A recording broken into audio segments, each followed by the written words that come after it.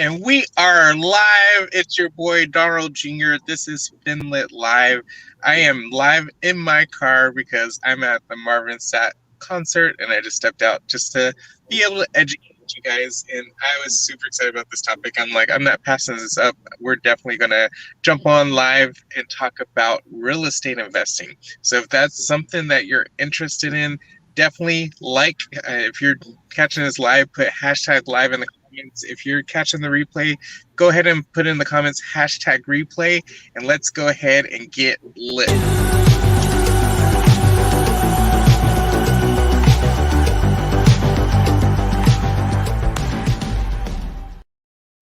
So this is definitely a first in Finlit Live. I've never had a guest twice in back-to-back weeks, and I'm super excited to have this guest back.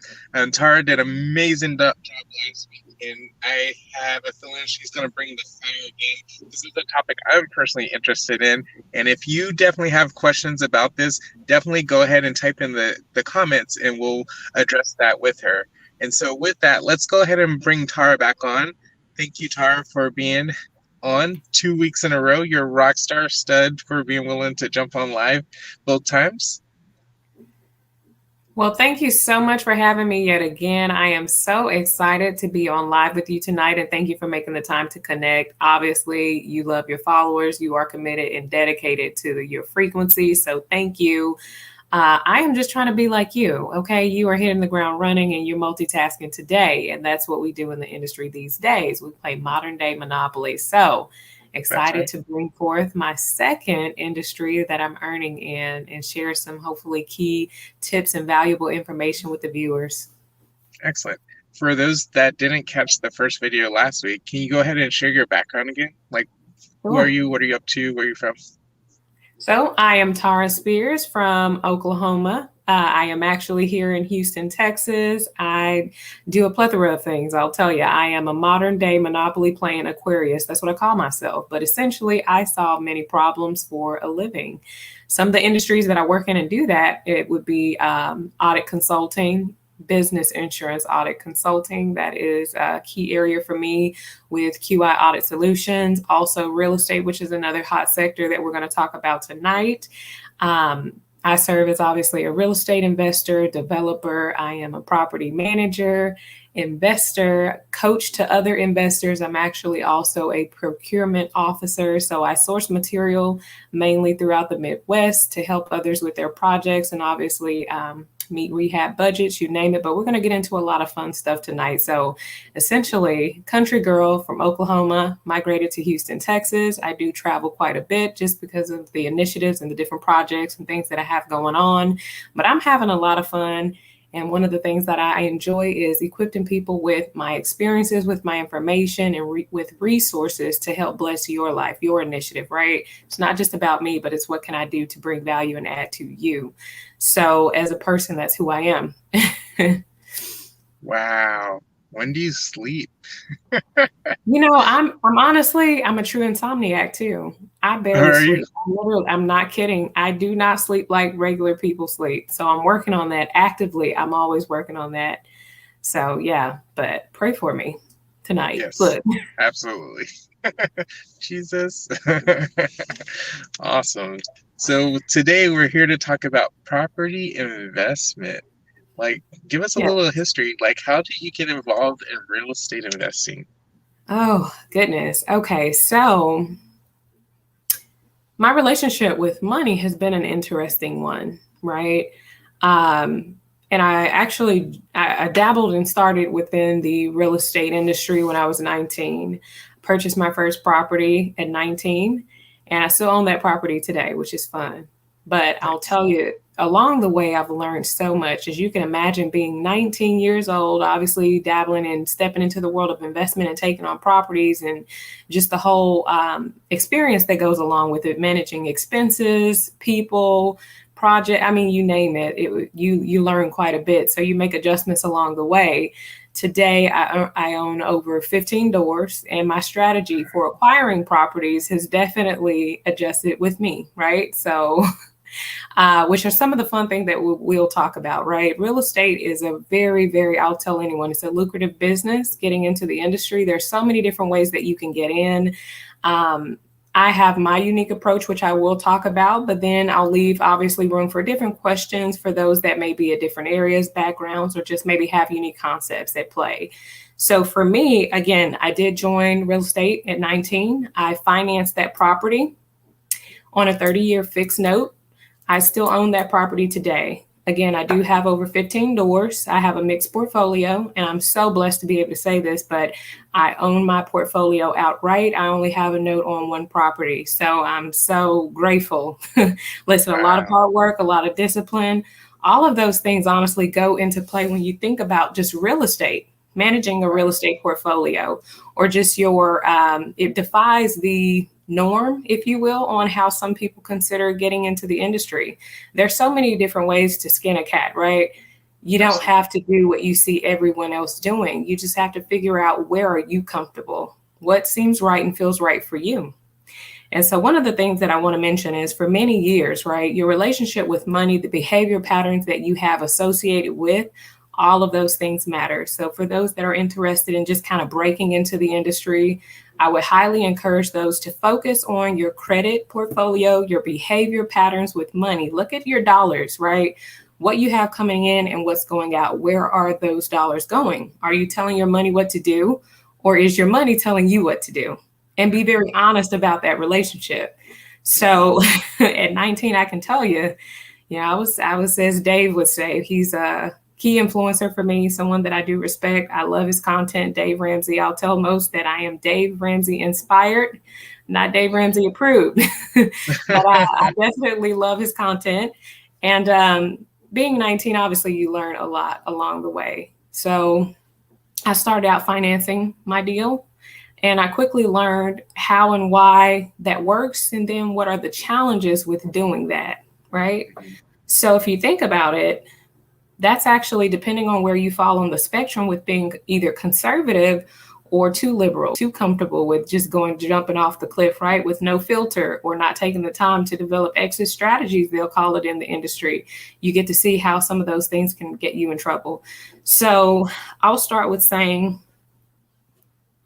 you have to know your comfort level, right? Know what makes sense to you. Understand your entire life, your livelihood, what happens, cause and effect. And I always would encourage everyone, play a game called, intellectual chess. Reason with yourself if something goes your way and if it does not go your way. And if you have at least 2 exit strategies, should something not go your way, then that may be a good deal for you. Okay. Right. So keep that in mind. For me, there's so many different things in real estate that I just want to talk about. I mean, we'd have to do a build out, but I just want to cover some of these that may be most common for many that you've heard about. So obviously, getting into real estate, my first deal I financed. All of my deals after that, I actually paid cash for. And what allowed me to do that is basically the process of me living well below my means for several years. And that was working very hard, grinding every day, you name it, being a true Aquarius and being my daddy's daughter, literally. But telling those numbers where to go. When you bring in your money, have a plan for your money. Like literally set up your strategy, have a game, a plan of attack on how do you want to approach the market? What type of deals are attractive for you? And so for me, sometimes we'll find ourselves in a position where you may run across a great deal, but are you prepared? Do you have the capital? So for those starting out, it's always a best practice to focus on your credit portfolio, as well as your relationship behavior patterns attached to that portfolio, whether it's good or bad, whether it's something you need to improve, or, just give or take what you're seeing. Because if you choose to finance your deals, right, here's the thing, you're going to pay far less if you have better credit than someone who, let's say, does not have the best credit score. And that's a fact. For sure. Now, in this market, things get interesting when we start talking about leveraging deals. There's a hot, popular acronym in the real estate market right now called BRRRR strategy. So the BRRRR strategy is basically where you would buy, rehab, rent, refi, and repeat. That is essentially the BRRRR strategy in a nutshell. And so a lot of people will do that process and they'll simply do it over and over and over. Well, that's okay, but guess what? I would then, being the devil's advocate, I would say play a game called Devil's Advocate with yourself and your approach and pick holes in it, dissect it, tear it apart.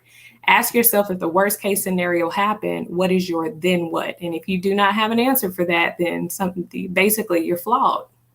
Wow. Okay. So plan for real estate bubbles. Let's say the market takes a hit, because everything is cyclical. Right? We see these trends all the time. So if you're going into your deals and you're deciding that you do want to finance, you want to acquire debt to secure your deals, then you have to ask yourself, hey, with your ratio of debt that you're taking on, that you're assuming, do you have room to assume a market hit? Right? Now, in this current market, right, we've actually seen interest rates come down at like low rates, but however, it's really an offset. And here I go telling off on the industry, but so basically, if you consider what's going on right now, okay, we are all living through interesting times where there's a shortage in single family homes right now. Yes. There's like lower inventory on the market. And so one of the effects is obviously the prices that you pay, they skyrocket. Absolutely. I mean, I'm seeing things go for like double, triple their normal going rate easily. Wow. So yes, you might see a low interest rate, and at first that may be appealing, but when you consider the actual overall cost of a deal, essentially some would consider that offsetting. Now here's where it gets interesting. Okay, so we'll build this out. And these are like I say, this is real life best practices. This is stuff that's going on in the market right now. Okay.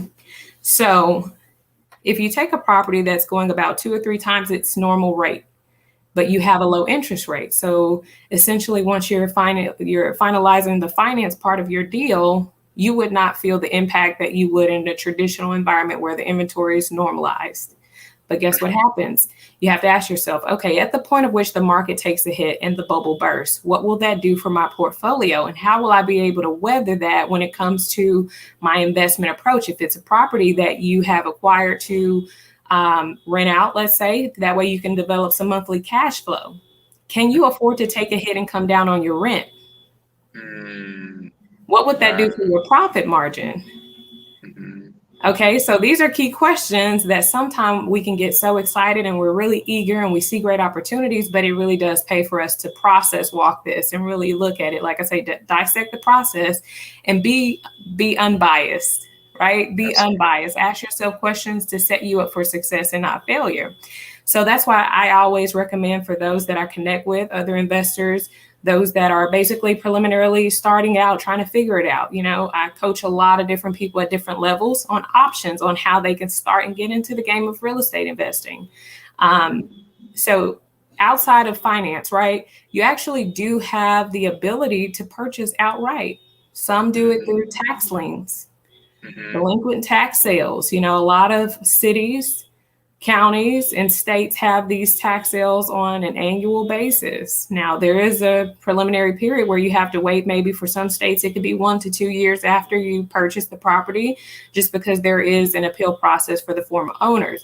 But it's still a great way that I've known people that have gotten those deals. Now, I've purchased my portfolio outright, which basically is possible, but I'll tell you, a lot of research goes into it. So I would scout my own deals. I would do a lot of research for multiple markets. I would invest a lot of time into really dissecting the territory, you name it. Running comps, looking at the numbers, what profit margin are you going for, all of that, right? And being prepared for when you find the deal that you've been seeking. Are you prepared from a capital basis? So raising capital, working, telling your dollars where to go, saving money, obviously, paying off debts if you can. All of those things better your portfolio to leverage you and put you in a better position to invest and actually do it in a more secure way to give you options. Wow. Outside of that, I know you and I had a sidebar, right? We were talking about sometimes you can actually make money on properties. Yes. Right? Here's where it gets fun for some. They're going to like this. And you actually do not have to own the property, right? You just have to be in direction and control and management of the asset to be able to make money off of it. Absolutely. Lot of people are doing Airbnb short-term rentals, right? We see that is very popular. Because you can take a property and easily pull in, let's say, $6-7 grand a month. Whereas the traditional income, monthly cash flow income strategy, right? Just renting to maybe a single family home to just a family, you're going to literally make at least 5 times, if not more, for a given month for the right Absolutely. property. So it's very attractive if you know how you want to get in and what you're doing. But you do not have to only acquire properties by way of financing. There's so many different other options. Also, there's a thing called subletting. You can also sublet deals, right? So you can get a property under contract, and then it has a clause that will allow you to sublet that contract out to someone else. Wow. So essentially, you're able to, let's say you get a property under contract and it's for, I don't know, let's say $700, but then you sublet it out to someone else to live there and pay you $1,300. Well, then you basically, you're getting paid profit each month just by subletting one contract. Wow. And so this is an approach that a lot of folks that are in a position to where maybe they're working on their credit, maybe they're raising their capital, they're saving, they're really trying to build their reserve and their funds. There's still different ways that you can get into the market. It's all about where you are, where are you most comfortable, and what makes sense for you. In the financial industry, obviously, the answer comes down to always, it depends. So these are different options, for sure. These are different options.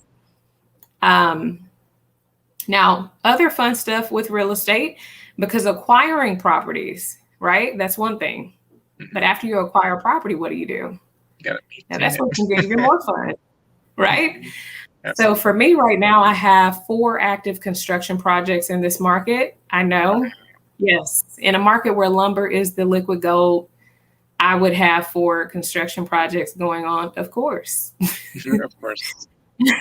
Of course I would. But yes, I do have 4 construction projects active. Out of those projects, 3 of those are buy and holds to be monthly cash flow rental properties. And the other is a flip project. So that one is going to be brought to market for sale. So it's a flip. Nice. Excuse me. And so as a part of that process, I am very heavily involved. I serve as the project manager. I source the material. I hire the laborers, you name it. I'm very, very hands-on. I even perform some of the work myself. Wow. So I come from a background of builders. Oh, yes. Wow.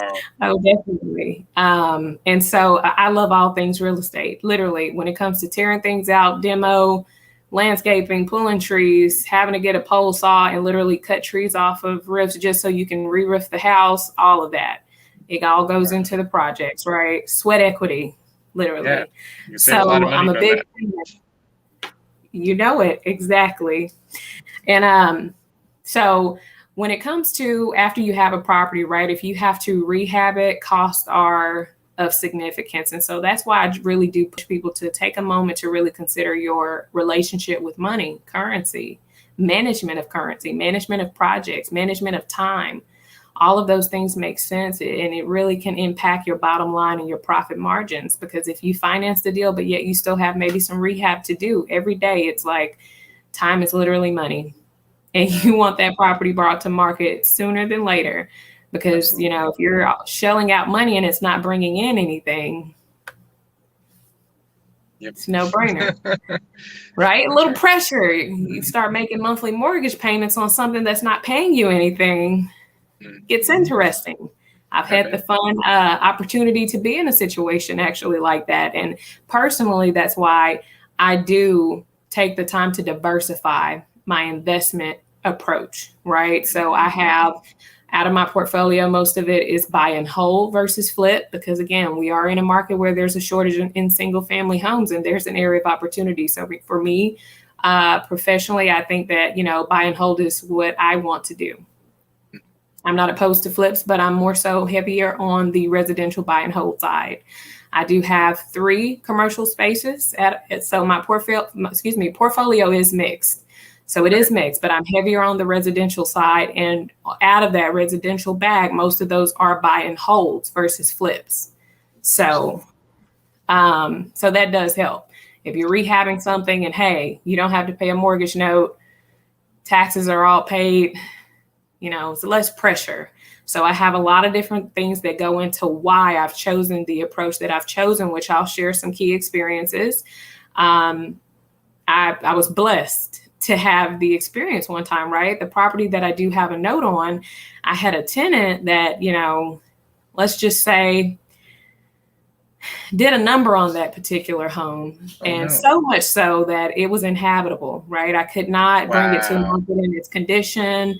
The person literally, broke the lease, didn't pay for the last couple months of that particular lease. And I mean, it was quite a situation there. And I was actually paying the note on that property. I was paying for the rehab costs to bring it to market and turn it around to get it in a state where it was able to be rented. And so there was a lot of cash going out, right? Thankfully, I managed reserves properly to absorb that, and I even had to pay litigation fees to actually sue them. So as you can imagine. So these are some of the things that I equip people with real conversation of things that can happen. Now, I've been blessed to where my experience, honestly, has been heavenly, but you run into some of it all, but you have to be best prepared to absorb the what if this happens, then what? Play the game to go your way and not go your way. And if you have an answer or at least 2 extra strategies, should the game not go your way, to me, you're in a safe place to win. Okay. Wow. You threw out so many golden nuggets just in that short little time. Wow. So just playing the what if game and making sure you have all your contingencies taken care of, because in real estate, anything can happen. And guess what? One of the most valuable things to do, and it doesn't matter what industry, what market, what you're trying to tap into, is connect with folks that are actively doing what you want to do. I connect with a lot of different individuals, other investors, a lot of realtors who are breaking into the world of investing. I work with realtors all the time who are, starting out, some even seasoned, because I also source material. So I provide an avenue to where other investors can come and get material from me, literally, for less than what the big box retailers will literally charge them. And I do volume pricing. I'm able to do tax adjustment incentives, all these different things to help them meet their overall numbers per project. Because for me, it's all about win-win situations. That's what I like to create. I like to create situations where everyone wins. And so for me, I'm blessed to have material and source goods to where, like I say, even with my markup, it still leaves room for someone else to mark it up if they're going to resell it, because I do serve as the vendor supplier for other vendors, as well as those who are utilizing it solely for their rehab projects. So information definitely coming on that. But you guys are more than welcome to reach out to me, learn more. Obviously, we could have so many different conversations on a regular basis about real estate, different areas, the good, the bad, the ugly, the pros, the cons, you name it. But the best thing I would say is connect with someone active in the industry who can discuss and process walk a day in the life, show you how to evaluate properties. How do you, the appraisal process? How do you basically go and view a deal and even set up and estimate project costs? How do you even beat out some of the costs, right? Like, there's so many different ways that you can approach things. It's really key to get next to experience, people doing what you do. We're going to have you back on the show because just that little line, there's so many, we can have a full 20-minute conversation on each of those subjects. We could, literally. It's pretty incredible. Wow, I appreciate you for sharing all your wisdom and knowledge. Like, oh my gosh, what inspired you to get into real estate? Like, when I was 19, I was thinking about trying to buy textbooks for school. Well, you know what? When I was 19, I always thought about paying for apartments as cash in the trash. I used to think to myself, I was like, well, this doesn't come with an expiration date. And I realized that, it's helping your portfolio, but what is it exactly doing for me? And is there a better way?